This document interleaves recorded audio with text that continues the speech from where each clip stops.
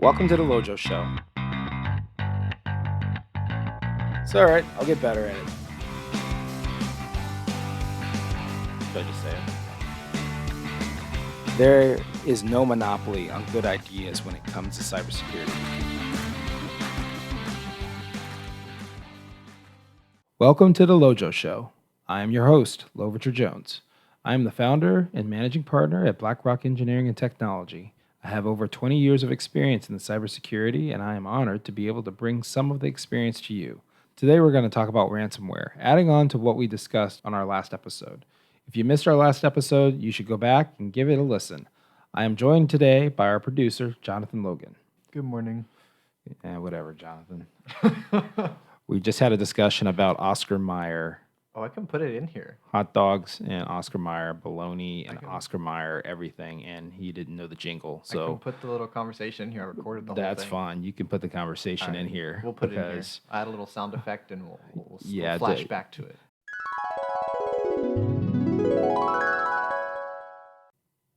Does that mean we're ready? Yeah, whenever you're ready. Yeah. So we're ready to go. Yeah, we're ready to go. Right? Yeah. No test. Do you want to do a test? Is that loud and clear? My baloney has a second name. It's Mayer. What? You don't know the Oscar Mayer song? No. Are you serious? Yeah, I have no idea what that is. If our listeners only knew that the producer of this show does not know what an Oscar Mayer weenie is or an Oscar Mayer bologna. Well, I know the brand, Mayer, but I don't know the song. the jingle. There's a whole jingle song. The only jingle I ever think of is O'Reilly. They're gonna ban you from even ever coming to a hot dog truck again.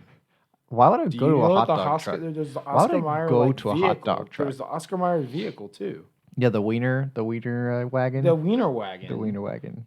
But it has a first name and a second name. Oscar Mayer. And it's Oscar Mayer, but you gotta spell it. I know the brand, but I don't know that they have a jingle. But you don't know the jingle. No, I don't know the jingle. Nope.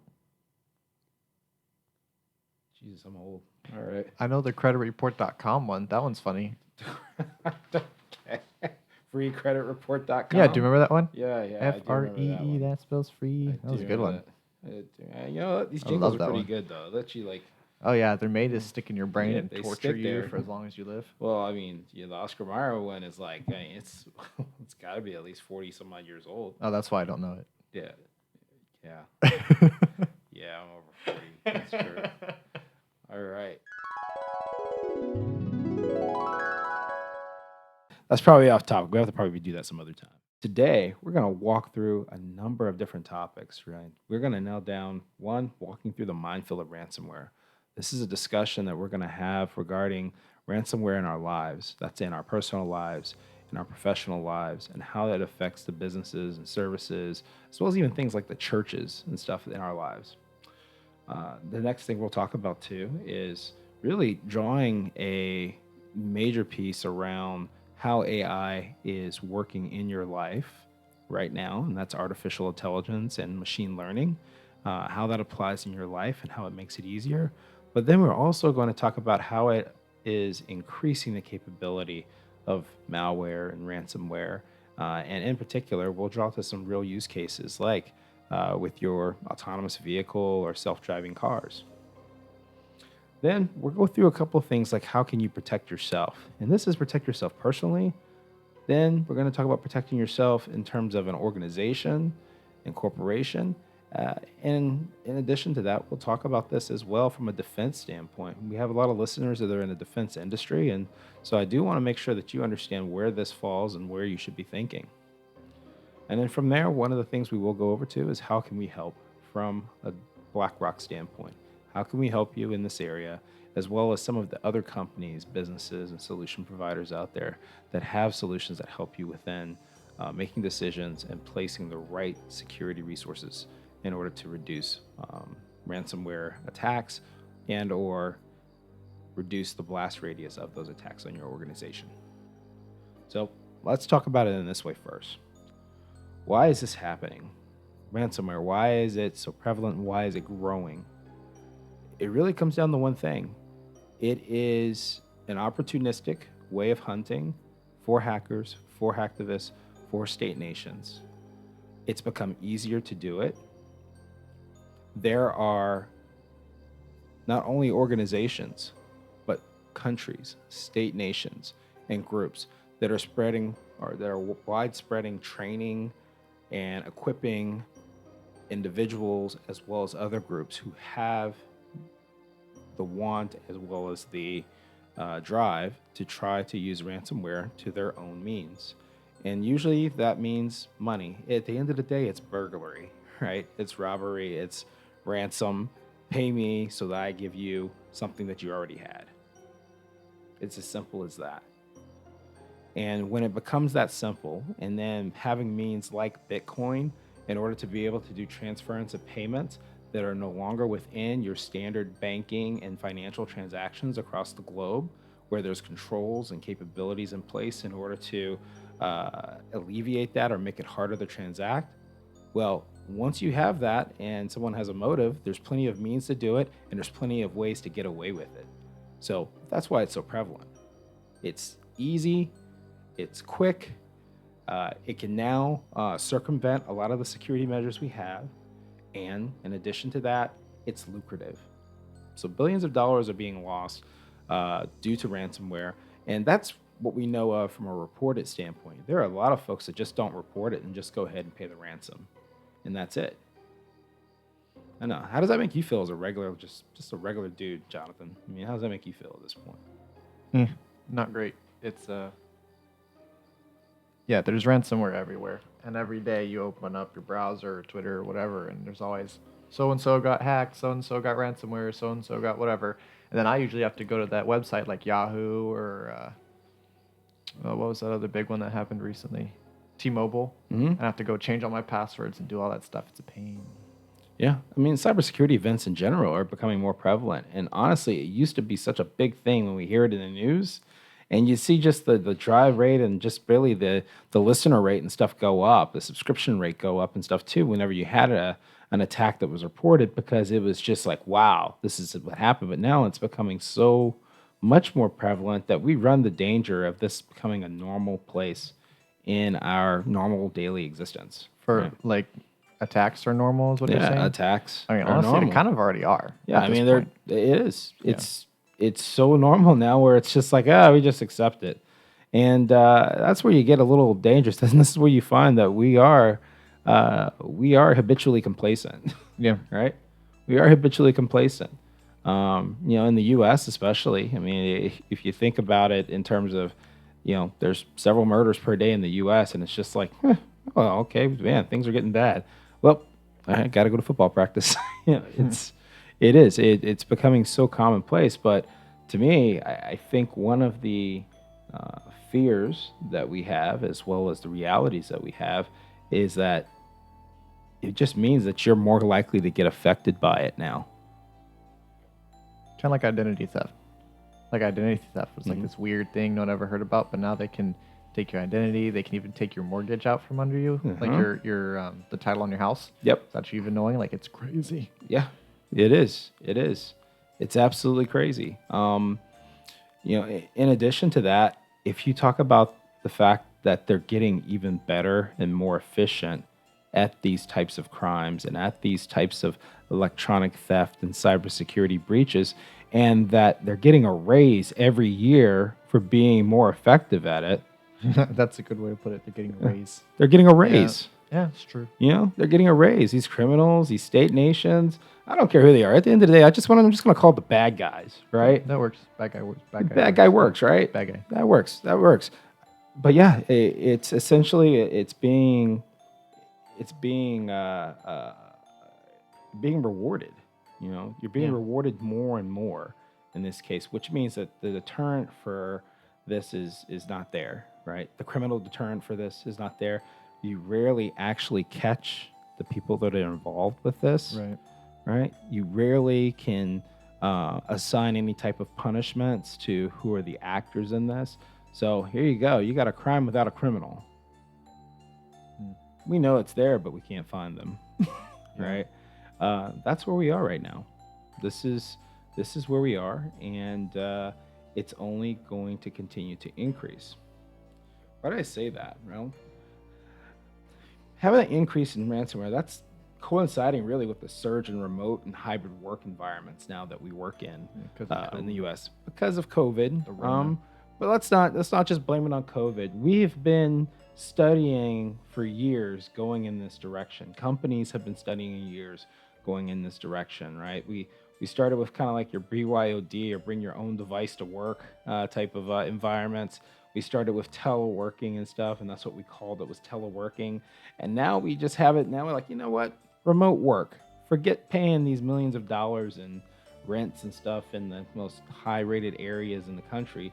Let's just go ahead and say, you know what? Let's save that money. Let's work from home. People are being more productive, working harder on that, and in some cases, working actually longer hours, right? Yeah. But with that comes this: is that the bad guys know that everybody's now relying on that remote work. When we look at things like impersonations and spear phishing attacks, right? More effective, more effective ransomware now that are targeting these social platforms, or even these not just social platforms, but also the collaboration sites and platforms. All of these things go up because if you go halfway to a remote work environment, yes, you're going to introduce more vulnerabilities into your environment because you now don't control what network they're coming from. You don't control the endpoint device as you would have if it was coming to your office every day, right?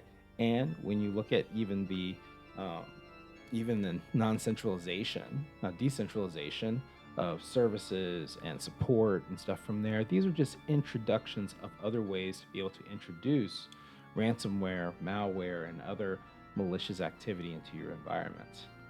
And I don't say that to be scary. I don't say that to be I don't say that to try to just create panic or so with that. I say that because it is a reality. It is something that you have to think about as a CIO and a CISO, and in general when you are running a business or a company, or just interacting with the different people that you do on a day-to-day basis. I mean, being realistic, my home Wi-Fi is not going to be as secure as corporate Wi-Fi. I mean, it's just not. That is definitely likely. The other likelihood is that you have your house, you have your home Wi-Fi, you have friends, family, or whichever that come over as well, and they go, "Hey, do you got a Wi-Fi?" And you go, "Yeah, I sure do. Here's the password." Well, all in the meantime, you have your device connected to that Wi-Fi, right?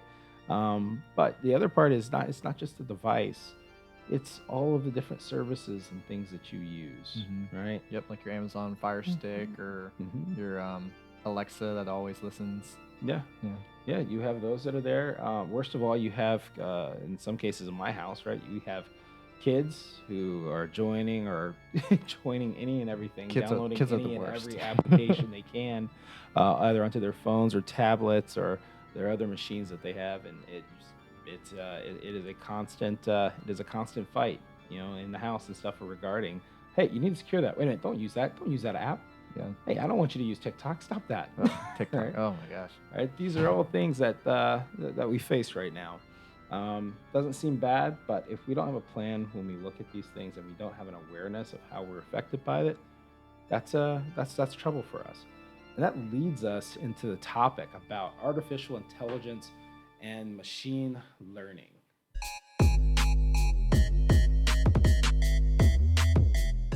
Let me simplify both of these, okay? Artificial intelligence, we've heard about it, we've seen it. Some of us have been thinking about this since RoboCop, back in the day, RoboCop in Detroit and stuff. And I do know what that is. You do know I what might not know the RoboCop Oscar is? Mayer jingle, but I do know what RoboCop Okay, well, so you had RoboCop, right? And, when you were talking about artificial intelligence and how really AI helps you accomplish things more efficiently, helps you accomplish more because of, one, giving you more direct choices based on the topics and subjects and stuff that you are pursuing there, right? You have AI and things like visual and deep fakes, where you see these recordings of like, let's say, presidents, like you had Donald Trump and some, you had Biden and others, where you're looking at them, they're on the screen and stuff, and it completely looks just like them, right? And they're speaking and saying things where you're like, oh my gosh, that's horrible. And then you find out later that it was all fake, Right. that it was a deep fake, right? So that's one instance as far as where we look at like artificial intelligence. The other portion for artificial intelligence is how that is employed in our daily lives as far as for like our cell phones, right? The tools that are there. When we talk about things like um, translators, real-time translation, right? Hmm. You have headphones now that use artificial intelligence to do real-time translation of any language into English as you listen to it. Yeah, it's pretty cool. That's pretty cool, Yeah. right? The human mind can't do that translation that fast for 8 different languages right off the bat, Well, I but this mean, thing can. well, actually, I know a family that actually know like 10 different languages, and they're all like that. They're freaky though. That's They're cool. super crazy. That's cool and all, but here's the thing Normal though. people. If somebody's just talking and they're translating that for you, Oh yeah. I mean, 8 languages at the same time, I don't care how good you are, Oh yeah. It takes a lot. you don't have that type of processing power, right? Okay. But we just mentioned about how much and how many things are out there that we're using that have data associated with it. Our phones, our cell phones, our iPhones and stuff, one of the biggest data gatherers ever that are feeding into these gigantic data lakes at this point, in which case you're running different artificial intelligence algorithms and stuff against that. You've got machine learning as well that is sifting through or going through large amounts of info and really making conclusive, coming to conclusive solution sets that are saying, hey, you're likely to do this. Hey, you're likely to do that, right? Right, and then Here's the that's likely place that you should do this, or here's the likely place that you should do that, right, right? and then like that's where they use AI and like marketing. They take all this data, and then that's when you get targeted ads. Correct. Like you can even. That's why people make the joke like, "Oh, I thought about pizza today, and then I'm getting all these pizza ads." It's Yep. like, well, they know you better Yep. than you know yourself. Absolutely. And then, one of the things that's a big help to me these days is Microsoft Viva, right? Microsoft Viva helps me out significantly because it goes ahead and it sifts through all my emails and stuff, and sometimes it shows me where I've made commitments inside of the email that I might not have written down, and it goes, hey, you need to make sure that you follow this. You need to make sure that you respond to these folks. You need to make sure that you put this time away for you to work on this particular item. It's pretty cool. But at the same time, I'm going, holy crap. My life is just a bunch of statistics that have been screened and then turns back to me as recommendations and solution sets, and in some cases can even just drive my behavior in general, right? Yeah. It understands my behavior and knows what I'm probably going to want, right? I always think about the Michael Jackson song. I always feel like somebody's watching me. Like Mhm. that's AI right there. Yeah, yep. Well, one of the creepy things is that I travel a lot, and so when I land and I get back to the airport, my Google Maps will pop up with this thing. It was like, "Hey, your car is right over here." Ugh, that is creepy. I mean, it's. I don't know if I like that. It's pretty neat. You are such and such way amounts of distance from your car. You're like, yes. But I would say, okay, I've bought in. I've bought into this. All right, I've bought in. Why is this so important? When we look at how these things just in our consumer lives work, just for our day-to-day living and stuff, one, we become accustomed to the ease that it provides to us. Yeah. Two, the convenience that we have, with that. There's some things that just generate a grocery list for me because it just sees what my day-to-day is and how I Yeah. want to receive my groceries. Or you can even have eat it my where food. they're in your fridge, Mhm. and it keeps track of the stuff in your fridge Yeah. and sends you a shopping list. Oh, jeez. Yeah. Have you seen that? I've heard of it. I haven't gotten that far yet. Nah, Yeah. see, I'm the opposite. I'm mechanical everything. I got mechanical doors. My network at home, everything's hardwired. Like, nah. It's all mechanical. He thinks he's being safe by being a Luddite. What? A Luddite. I've never heard of a Luddite. Luddite. Is that It's an a Oscar person- Mayer No, reference? it's a person that does not accept like technology and changes and stuff. Wouldn't that be like so they try Amish to or stay something? Well, yeah. I mean, that is a characteristic that you would use to describe Huh. that community as well. Yeah, no, I still have technology. I just like don't certain things I don't trust. I don't like. Well, we definitely, understand, that we each want to absorb this in our different ways. But the reality is that the train has already left the station. We're in a world of artificial intelligence. We're in a world of machine learning. It's going to continue to evolve in that way. And for us as a country to keep up with the rest of the world, are going to have to embrace it. For us to be competitive, we're going to have to embrace it. For us to continue to be a world leader, it is something that's going to continue to progress. This also translates even to our defense, what we do from a defense standpoint. Ransomware, malware, all those things, it's not just us as consumers and companies that are affected, it is our government, it is our national security as well. And so being able to embrace the fact that technology is here, it's going to continue to evolve, and our pace of life is going to get faster and quote unquote more convenient, while at the same time increasing the likelihood of our data being either infiltrated, also in some ways being withheld from us, like with ransomware, and with us having to make the decision of whether to pay a ransom or to report that someone has stolen our data, and we'd like help for that. This is going to continue, and this is where we as a society have to put in the different defenses and mechanisms to do that. Let's look at this from a car analogy standpoint for artificial intelligence and kind of the applicability in this. If we look at our data and information, and let's say we pile this into a car, right? In that car, that data is being taken from place to place to place to place. Everywhere we go, it goes, right? Every place we are, we can get to it, right? But also, every time we access it, we make it so that it can be accessed by other malicious actors. If we access our data from our cell phone, but don't lock our cell phone and leave our cell phone out, there's the physical component of that. Well, somebody can physically get to your data in that way, right? If someone sends us an email and it has a payload that's not going to be caught by any of our endpoint malware or antivirus software or anything like that, but it's just simply executed as code, and it gets to go through either our Google connection or Amazon connection or whichever type of connection we have to whatever cloud or repository where we store information and data. Well, that's where we introduce these things. We have the ability to introduce code wherever.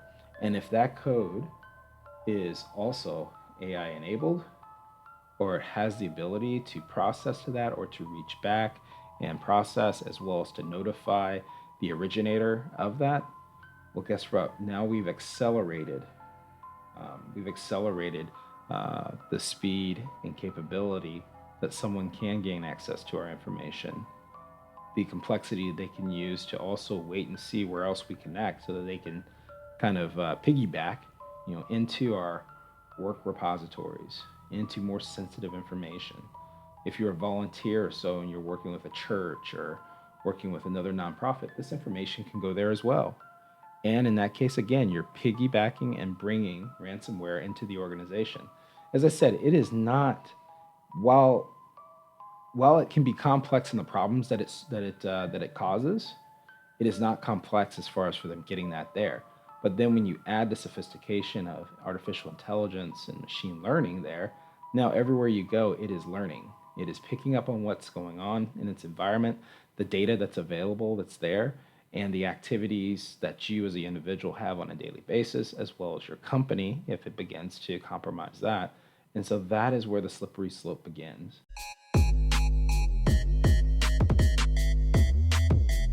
Let's not be rambly. Let's just go ahead and cut to the points on this one, all right? Ransomware, easy to use, quick to get it installed, quick to be able to take over whatever it is you need to, lock it away forever, right? People, more likely to pay now because they don't have to report ransomware. Ransomware and the actors of it can operate under the board, so you can't see payments go out for it. You don't know why payments go out for it, so it's becoming more lucrative for the people that do use ransomware. Artificial intelligence increases the capability of ransomware, increases the capability of the threat actor in that case to say, I'm not going to ransom these folks. I'm going to see where else they take me, right? And so They are able to take advantage of an individual. That individual can take that ransomware to work. That individual can take that ransomware to wherever they volunteer. And guess what? Now you have it spreading. Right? From an AI standpoint, if it is indeed using AI, guess what? That is more information, not only just the data that you have, but you now also have contextual data about where this person goes, what they do, what are some of the patterns and stuff of their life, what are they connecting to, what are the things that are there that we say, hey, here are more targets, right, for ransomware to go to. So it's downstream. It begins with one target, it become many, many, many targets in that case, and then basically it's like pick the most lucrative target and then begin your ransomware attack. So we talked about, you know, who are some of these actors that are carrying these out last week. I only discussed like 2 of these, right? But there are more. You know, we talked about some of the folks from the former Soviet Republic. So you've got Revel, Evil Corp, Darkside, right? These are all iconic pranksters and stuff, Greek pranksters that's there. So there's a sense of humor that's there, but it's kind of a sick sense of humor because of what you are actually turning these capabilities and what these organizations are focusing on. When we look at why it is happening, you know, again, it comes down to the fact that when you find something that works and it's being lucrative in this world, in which case it's now at a billions of dollars level as far as ransomware and what's being collected, it's an incentive now to do it. And the other incentive is that you have a very low likelihood of being caught now. And in particular, if we look at it from state actors or hacker groups, or let's say the hacktivist, or even just the, you know, kid that may have the ability or have the technical competency to do this, it's that much more easy to do it now. So AI, artificial intelligence, there's an important part that people, I don't think, quite fully understand about AI. We hear the words artificial intelligence and machine learning now on a daily basis. When you look and we do a lot of hiring and stuff too here. When you look at resumes and everything, you see the words in the resume quite a bit. And when you really kind of dig down to it as far as on what it is, people have a little bit of awareness about it, but they don't really have an awareness of where it's applicable in their everyday lives right now. Every day, we use our phones, our iPhones, the apps and stuff that are within those. Every day, we are making this huge record of what we do, right? There's this huge record of what we do. We sometimes even click on, as we're installing an app, we click on, hey, yes, you organization, I am giving you permission to use all of my data and info, as well as to have access to my other applications on my phone or even on my laptop or email, so that more and more information is collected. The thing is that artificial intelligence and being able to have decision making that's automated, or to enhance the quickness of us making decisions based on the options that are put before us. These are things that really are accelerating our lives at speed. There are things like, for instance, Microsoft Viva, right? If you've used Microsoft Viva in your emails right now, each day when you get up, it actually has searched through your emails and said, hey, you've made some commitments, and hey, you need to follow up on these commitments on a daily basis. Very useful, but what else can you use these things for, right? When we talk about autonomous vehicles or even driver-assisted vehicles, these are all using artificial intelligence and in some cases, machine learning to do so. Now, we just put some very fancy terms out there, but at the end, if you want to boil it down, if you have a massive all-knowing lake of information, data and stuff, and you can actually cipher through that and sift through that information and point out intelligent markers and intelligent signatures and intelligent perspectives and stuff too from that, you can map that out correctly from an algorithm standpoint that allows you to do more predictive things, or to even say, hey, this person loves heavy metal, but they don't like Guns N' Roses. They'd rather like Rat, right? Or let's pick it up a notch here. It's like, hey, they're not really crazy about Travis Scott, but what they really like is Future, right? You see this in your everyday lives. And so when you take this and then fold it into things like your vehicle, think about all the sensory that you have. The reason why you have to do so much training and driving and stuff of these vehicles is so that you collect more and more data about the roads, about the lines, about the spatial awareness and stuff that's needed with the sensors and everything that they're putting on these cars, right?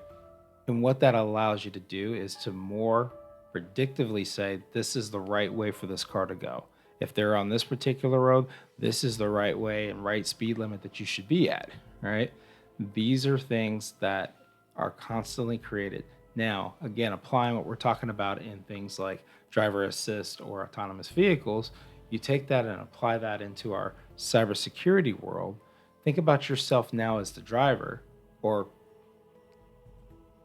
the person that's actually just riding in the car, and all the things that you're leaving up to the car, or in some cases to your computers and technology to make decisions for you.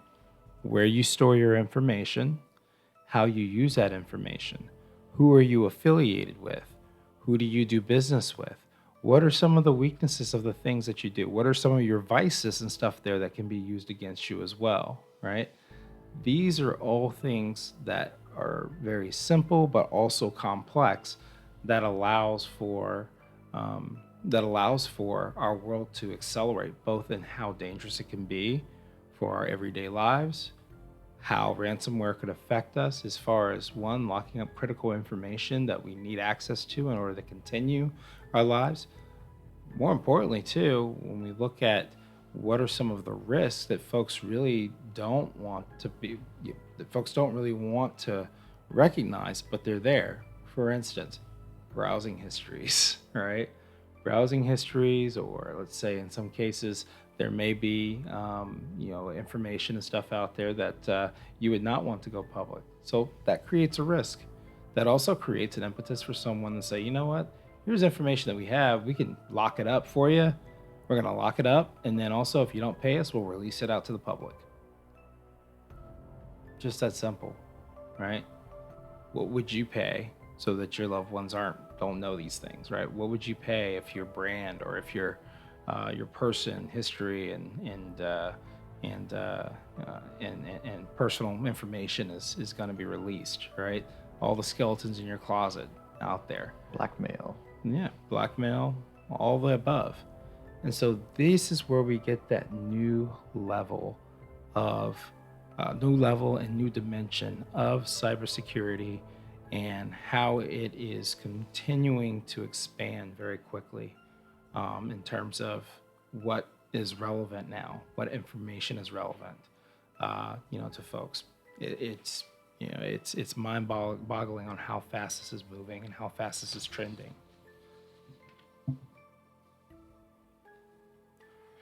Incidentally, when we look at these types of attacks and stuff too, so cybersecurity, the ransomware attack is actually second, right? And when we take in things like AI and those components there, really the first breach or first capability and stuff that's there that is being used is the email and phishing attacks, right? And remember I said that there's a huge tie between email and phishing attacks. When we look at like MIT's technology review, they have email and phishing attacks at 74%, and then ransomware or other fast-moving cyber attacks, that's at 73%. The interesting characteristic of that is that there's a really close correlation there, right? 74%, 73%. And then let's work our way into the attacks on cloud infrastructure. 68% of breaches include that attacks on cloud infrastructure. So just moving to the cloud does not secure you if you're still following the same processes or same method for how you want to protect your organization. Then there's the insider threats or data leakage, right? And again, when we talk about email and phishing and attacks, right, there's several things. One, You have insider threats that are malicious and knowing, and then you also have insider threats that are incidental as well, where they are making small mistakes. Individuals in your organization are making small mistakes that are actually leading to a larger data leakage. Maybe it's your credentials that have been compromised. Maybe it's something that you've clicked on that has allowed certain either bots or automated scripts or so to be executed unknowing because it's under your particular privilege or under your name. These are things that all kind of build into each other. Now that we talked about how AI can enable ransomware, now it's time to talk about how our platforms for protecting us need to continue to be enhanced and put to work in order to stop AI-enabled ransomware. Artificial intelligence, if you're an organization that's large, that has thousands to millions of transactions, and you have hundreds to thousands of employees and stuff there is no way that you can manually track and manually protect yourself just by putting people in place to do it. Because AI is too fast. It's too fast. Yeah. It's too fast. The processing power, the amount of data and stuff that can be synthesized and also then organized and used against you or against your organization in that case, it's too fast. The other part is that you have also artificial intelligence that allows it to circumvent the different types of detection capabilities and stuff you might have as an organization, as well as it can change its patterns and stuff too, so that it's looks just like normal everyday business. Everyday transactions, and I'm not talking about just financial transactions, I'm talking about computational transactions and stuff too. Files, how you use data and information, what actually flags as a potentially suspicious activity. You can circumvent that using artificial intelligence. So if you're an organization and you haven't implemented or integrated components for being able to review, synthesize your logs as well as user behavior in this case, or normal behavior on your network, you've already fallen behind. You're already behind. And so, yeah, your call to action on this is get the help that you need. There are some very fabulous companies out there right now who are leading away in this industry and in this area. You have areas like Darktrace, you have got CrowdStrike, you have Armis, right? You have Nozomi, you have all of these different types of companies and organizations that have built these capabilities from an AI standpoint. And I will say the industry has just been very, very slow in adopting these and putting them into their networks and putting them into their computation, also integrating it with their cloud environments to be actually successful in defending themselves in this. So if you feel that way right now as a company that, look, we haven't made the right investment, if you're even questioning that, there's a likelihood you haven't made the right investment yet. So this is where your call to action is to make that decision, make the decision to protect yourself, because that's it. I mean, you're the only one that can really protect yourself. We've got plenty of means out there as far as for here's what the framework is for doing this. You've got NIST. NIST has a framework for doing that. But I would say that the solution companies that are out there right now and that you see, I mean, you can Google it right now and you can see the solutions, the leaders and stuff in this area. Call them. Have the discussion. Don't sit there and think that you know everything. Call the folks, see what they can do. Allow them to do the pilots. Put the pilots in place, find out how effective it is, decide whether you're going to buy it or not. Every single one of these companies do pilots for you. They will do a pilot for you in a heartbeat. You just got to be willing to go, yes, do the pilot, take the time, experiment with yourself, see if it works for you from there, get the outcome, and do, even if you need to do trade studies and runoffs for it. So there's no excuse. Analysis. Absolutely. All that jazz. Go ahead and get it done. And if you find that you've gotten into this $300,000 and all you got is a PowerPoint, you're doing it all wrong. Period. Especially if you don't do anything after the PowerPoint. Oh gosh, there you go. If you don't do anything after getting the $200,000 or $300,000 PowerPoint, it's likely that you're not being the most effective that you can be in your job. Follow through. Yep, follow through.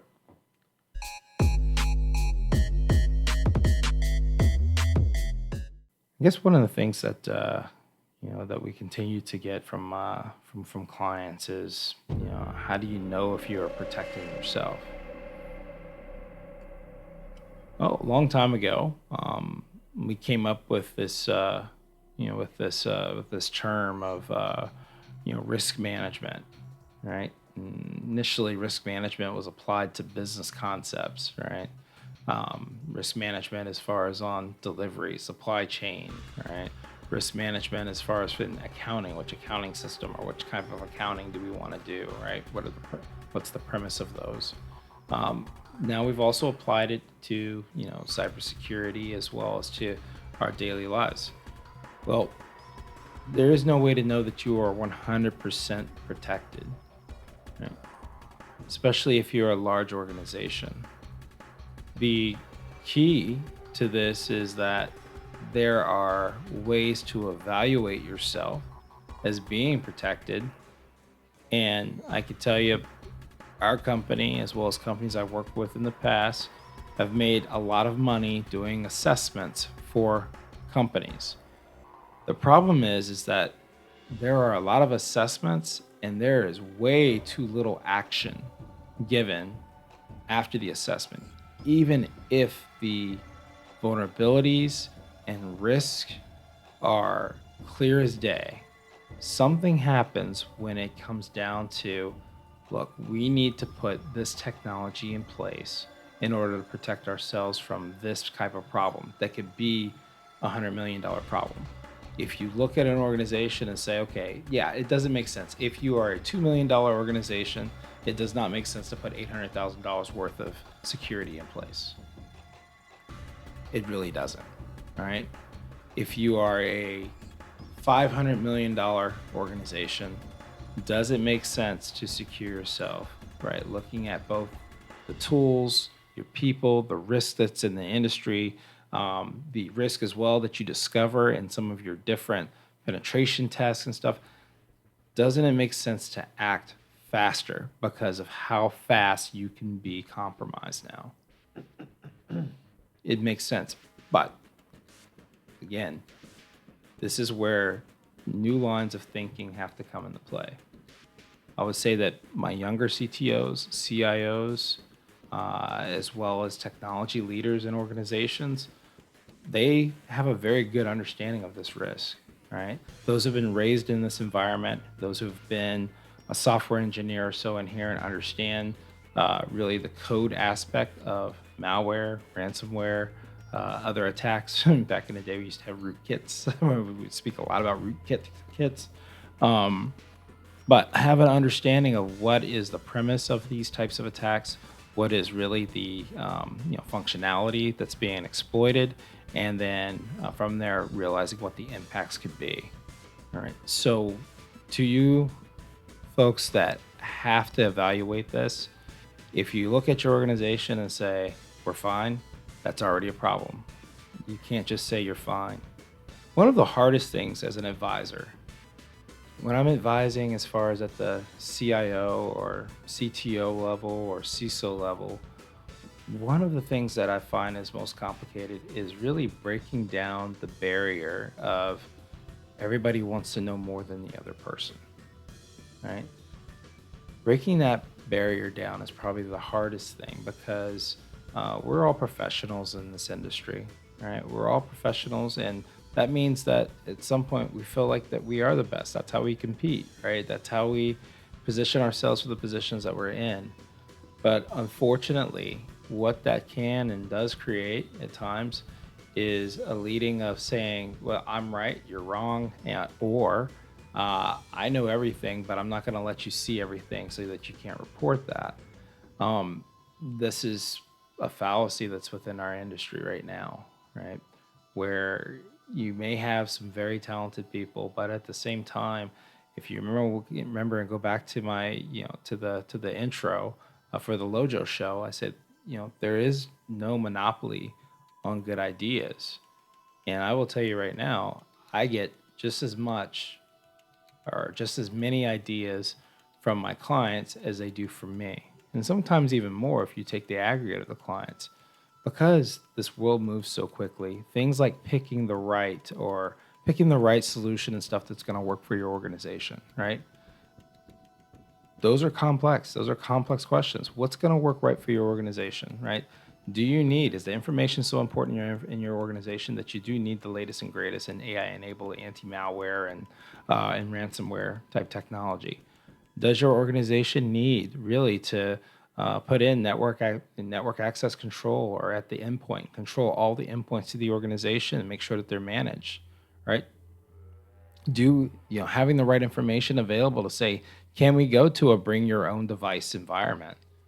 And the other one and this is where coronavirus really kind of forced us to think differently as a world, is, hey, most people are not going to be working from your internal network anymore, right? Majority of your people are now working from home. They're VPNing in, or they have a direct connect or a link to your cloud, your cloud infrastructure, and they're coming in that way. Right. But at the same time, there's also now external situations, in this case, and that is working from home. You've got many people working there at the house or so. It's very easy at times for things to happen. Like, hey, I accidentally plugged the USB drive into my dad's laptop, right? Oops. Dad doesn't know about it, and then later on, the dad finds out, but he finds out in a different way. It's corporate security folks coming after him saying, hey, you plugged in a a USB that was not authorized to be plugged in there. So these little challenges now are exacerbated, whereas it used to be, hey, we can go into that shell and be safe inside of that. Now this expansion also has us thinking differently about security. How do you make sure that, one, you segment your environment appropriately, and that's virtually, in that case? How do you control access to critical applications to only the people that need them? And in addition to that, how do you protect the organization from the accidental introduction of malware and ransomware into the org? And again, this is where your technology has to meet technology. And it's a hard topic because it can get expensive, but at the same time, how expensive is that technology if it's going to protect millions of dollars of possible court fees, insurance increases as well from cybersecurity insurance, and most of all, fines. And let's talk about that a little bit too. It used to be that if you're managing information and stuff for your client or customer, there was a certain amount of level of material loss and stuff that you would have to prove in order to say, hey, I'd like to sue this organization that was supposed to protect my information. Some of those boundaries are being removed now, where you are now more responsible. If you are holding third-party information for clients and customers and stuff, you are definitely more culpable now. Like, you can have your internal breaches and lose some of your own internal stuff, but most organizations in some way, shape, or form are also holding client information. And why? For the same thing. Again, you're collecting data. You are digitally transforming these organizations and making this one big interconnected environment. So you may be holding significant amounts of information about your customers, the people that make up your customers, right?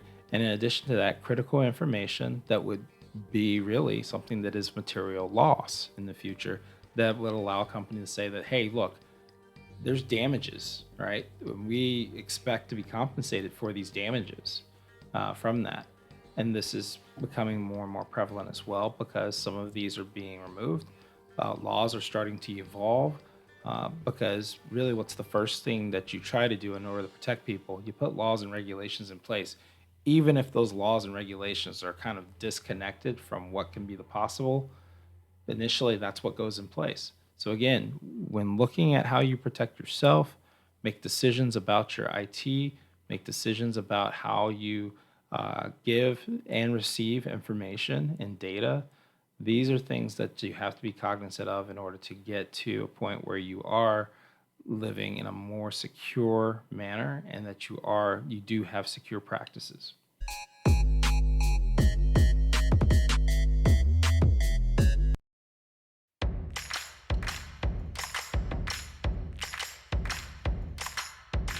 That's all for this episode of the LoJo Show. We talked about walking through the minefield of ransomware. What does AI and machine learning have to do with ransomware? We talked about AI applicability to stopping and or managing ransomware. And then last, we talked about how do you know if you are protecting yourself and how can we help? BlackRock Engineering and Technology, we provide a number of different assessments, integration, as well as perspective and stuff too on some of the most complex type of security, security areas. Whether we're talking IoT, if we're talking things like vehicle or other engineering solutions and communications and how those will work and how do they work securely, we have those types of professionals that can provide that information and provide really leadership in discovering solutions, integrating those solutions, and then also continuously monitoring those areas there. Before we go, I wanted to remind everyone that this month is Cybersecurity Awareness Month. If you follow our social media, you can get some great info on how to be cyber smart. Find resources for you or your end users' education and awareness. If you want to come on the show, you can send us a message on any social media platform or on our website at www.blackingetech.com. With that, we will say goodbye. Have a great week. Stay safe and stay secure.